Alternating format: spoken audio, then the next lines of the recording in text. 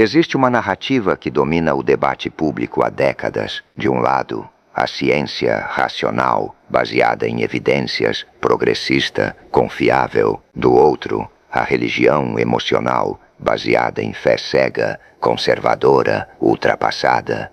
E você, no meio disso, tentando ser uma pessoa inteligente e ao mesmo tempo espiritual, sentindo que precisa escolher um lado, que aceitar um significa trair o outro. Mas e se essa narrativa inteira for uma mentira? E se o conflito entre fé e ciência for muito menos inevitável do que nos fizeram acreditar e muito mais fabricado do que deveríamos ter aceitado? Vamos começar com história, porque a narrativa do conflito tem uma origem específica. O modelo da guerra entre fé e ciência foi popularizado principalmente no século XIX por dois livros, um de John William Draper e outro de Andrew Dickson White. Ambos argumentavam que a história da humanidade era uma longa guerra entre a razão científica e a superstição religiosa.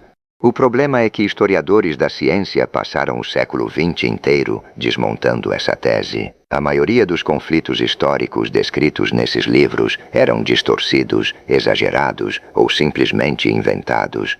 O caso de Galileu, o exemplo mais famoso, era muito mais sobre política eclesiástica e ego ferido do que sobre ciência versus fé. E Galileu morreu como crente católico convicto. A guerra entre fé e ciência é em grande parte uma construção narrativa. Não é o relato preciso da história real. Olha quem fundou a ciência moderna: Nicolau Copérnico, padre católico; Johannes Kepler, teólogo luterano convicto; Galileu Galilei, católico praticante. Isaac Newton escreveu mais sobre teologia do que sobre física. Gregor Mendel, monge agostiniano, que descobriu a genética no jardim do mosteiro.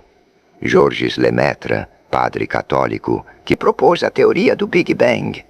Esses não eram pessoas que mantinham fé e ciência em compartimentos separados. Eram pessoas para quem investigar a natureza era uma forma de conhecer o Criador. A ciência moderna não nasceu apesar da fé.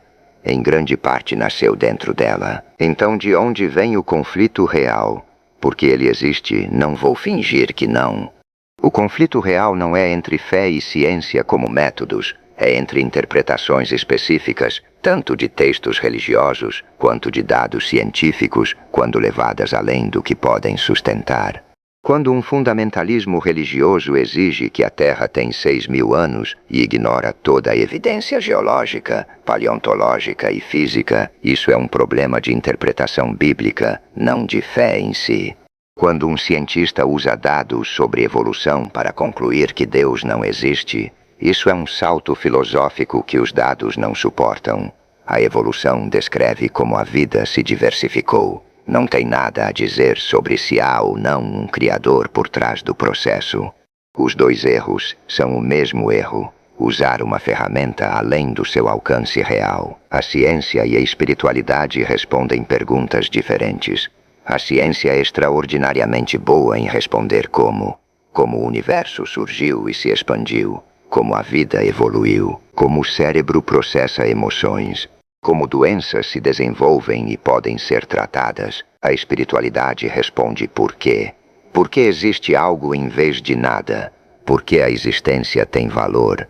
Por que o amor importa? Por que o sofrimento pode ter sentido? Por que a consciência humana parece capaz de transcender o puramente material?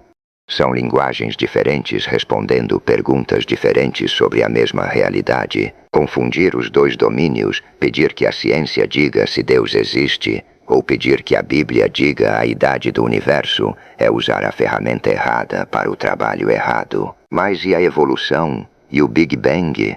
E a neurociência que mostra que experiências espirituais são atividade cerebral? Vamos ser diretos sobre cada um. A evolução descreve magnificamente o processo pelo qual a vida se diversificou ao longo de bilhões de anos.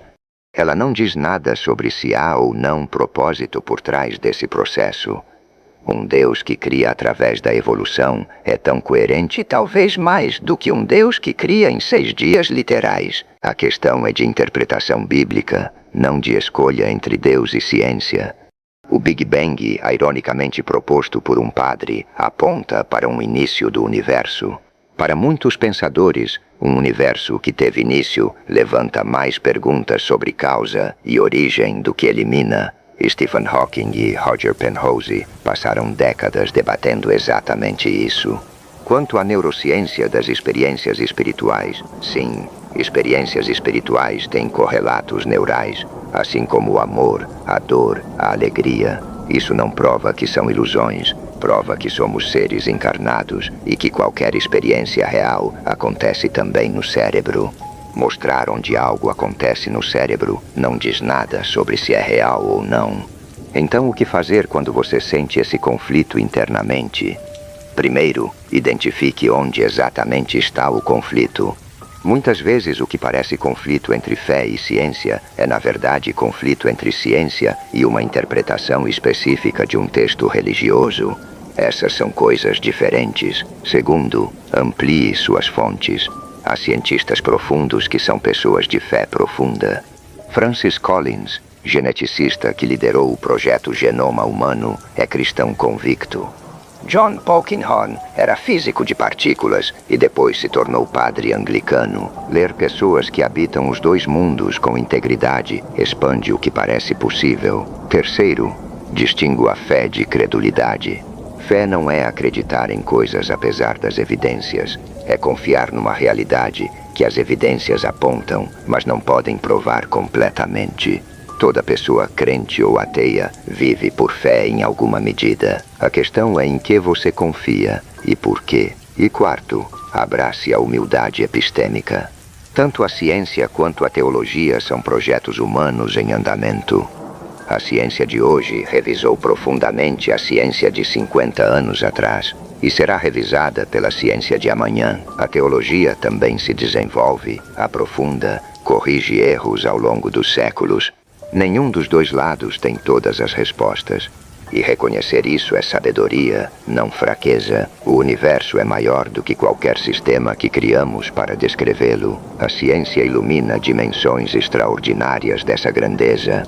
A fé aponta para dimensões que a ciência não alcança, não porque sejam irracionais, mas porque são de outra ordem. E a pessoa que consegue habitar os dois com integridade, que ama a razão e cultiva o espírito, não é uma pessoa dividida, é uma pessoa inteira. Me conta nos comentários. Você já sentiu que precisava escolher entre fé e razão? Como você lida com isso hoje? Obrigado por estar aqui até o fim. Se esse conteúdo tem chegado onde precisa, inscreve-se no canal e compartilha com alguém que está nessa tensão. Até o próximo.